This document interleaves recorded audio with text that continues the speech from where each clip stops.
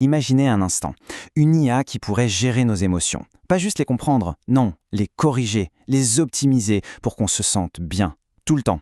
C'est la promesse d'une technologie qui est en train de déclencher un débat absolument passionnant sur ce que ça veut dire être humain. Alors c'est parti, on décortique ça ensemble. Regardez ce chiffre. 8,89 milliards de dollars. C'est la valeur que pourrait atteindre le marché de l'IA pour la santé mentale d'ici 2030. C'est énorme. Ça veut dire une chose très simple. On n'est plus dans la science-fiction, mais bien dans notre avenir très très proche. La seule question, c'est quel genre d'avenir? Cette phrase, elle est percutante et elle résume parfaitement la pensée du camp des optimistes. Pour eux, c'est presque un devoir. Si on a un outil capable de faire disparaître la souffrance, pourquoi est-ce qu'on hésiterait? C'est un argument qui pèse lourd, c'est sûr. Alors, allons-y, explorons cette fameuse promesse. Pour bien la comprendre, il faut d'abord prendre la mesure du problème que cette technologie prétend pouvoir résoudre. Et là, les chiffres donnent le vertige. La crise de la santé mentale dans le monde, c'est une réalité massive qui coûte une fortune. Face à ça, on comprend bien le besoin urgent de trouver des solutions qui soient accessibles et qu'on puisse déployer à très grande échelle. Et la solution qui arrive, c'est cette nouvelle forme d'IA. On parle de modèle de langage empathique ou LM. Là, il ne s'agit plus de juste comprendre des mots. L'idée, c'est de capter la musique de nos émotions, le ton de la voix, le rythme, pour simuler une conversation qui a l'air vraiment empathique. Concrètement, des boîtes comme Yumhei développent des technologies qui, depuis un simple smartphone, pourraient analyser tous ces signaux émotionnels et intervenir. Pas seulement écouter, mais agir, corriger une pensée avant même qu'elle ne devienne un vrai problème. Bon, ça c'était la promesse. Passons maintenant à l'autre côté de la pièce, à l'argument inverse. C'est un avertissement très sérieux sur le danger qui pourrait se cacher derrière cette solution en apparence parfaite. Voilà, ça c'est le cœur de la critique et elle est sans concession. L'idée elle est simple. Ce qu'on nous vend comme une guérison serait en fait une sorte de lobotomie numérique. On lisse l'expérience humaine et en faisant ça, on tue toute sa complexité.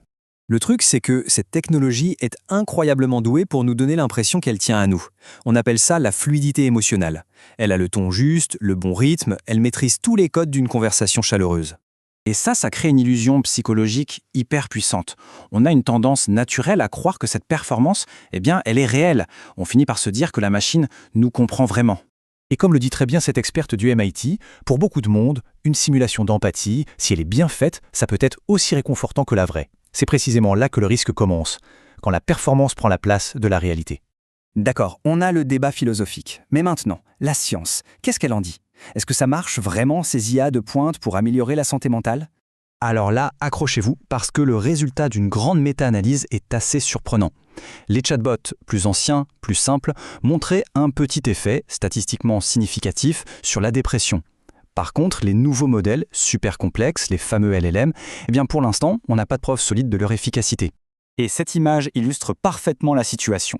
Pour arriver à la conclusion d'avant, les chercheurs ont dû éplucher plus de 8800 études pour n'en garder que 15. Ça veut dire que la base de recherche de qualité dans ce domaine est en fait incroyablement mince. Et pourtant, malgré ce manque de preuves, ces outils sont déjà déployés partout, à une échelle massive, et parfois avec des conséquences tragiques qui posent de très sérieuses questions sur leur sécurité. Tout ça nous amène à une question qui est absolument fondamentale dans ce nouveau paysage émotionnel qui a le contrôle. Et réfléchissez-y 2 secondes. Si une IA doit corriger nos pensées, qui décide de ce qu'est une pensée correcte? Qui définit la norme du bien-être? Le développeur, la boîte qui a créé l'IA, un gouvernement? Des juristes préviennent, cette technologie ne menace pas juste notre vie privée. Elle touche au cœur de nos droits les plus fondamentaux.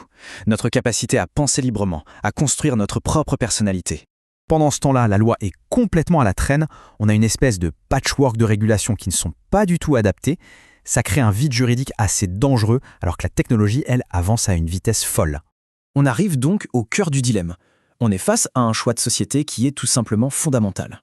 D'un côté, on a cette vision incroyable d'un monde avec moins de douleur, plus harmonieux.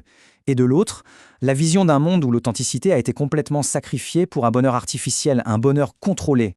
La technologie est là. Le point crucial, ce n'est plus de savoir si on va l'utiliser, mais bien comment. Et la réponse qu'on va donner, tous ensemble, à cette question, elle va définir notre monde intérieur pour les générations qui viennent.